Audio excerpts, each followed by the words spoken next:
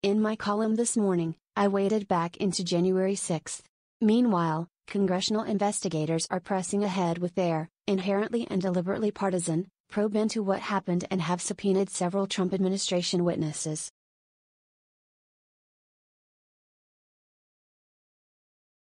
As I have written before, there is no particular need to investigate Donald Trump's culpability for the riot. We can conclude that adequately from the public record, and there are problems with investigating the rioters themselves while criminal prosecutions are ongoing.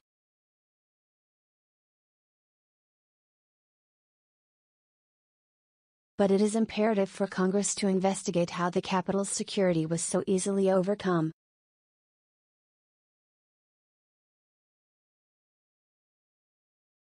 Christopher Miller, the acting Secretary of Defense in the waning months of Donald Trump's term, gave Vanity Fair reporter Adam Ciralsky access to follow him and his two chief deputies in the aftermath of January 6.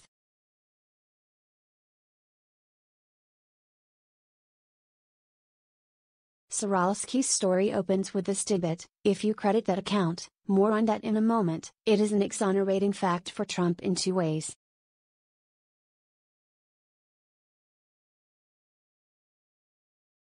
One, it contradicts the notion in some quarters that Trump intended for the January 6 demonstrators to seize the Capitol by force.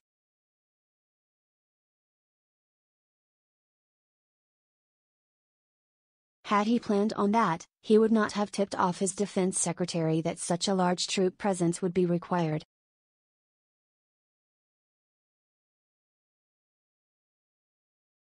Of course, my own view was always that Trump was morally and politically responsible for the riot through his recklessness, not because he actually wanted the Capitol taken by a mob.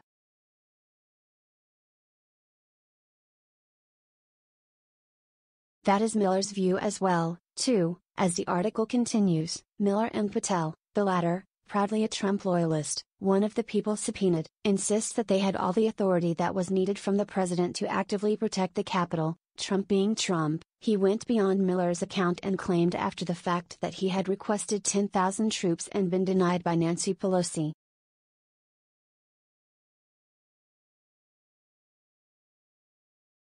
If Miller is accurate, this is not a wholesale fabrication but a Trumpian exaggeration from a grain of truth to a story with vaguely similar facts but a whole different conclusion.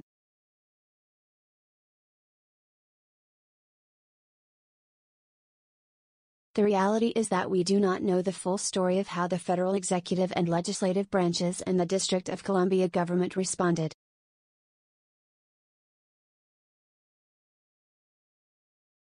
That is why it is important for Congress to get this on the record. But given who is running the congressional probe and how it is being conducted, there is little reason to believe we will end up with the truth.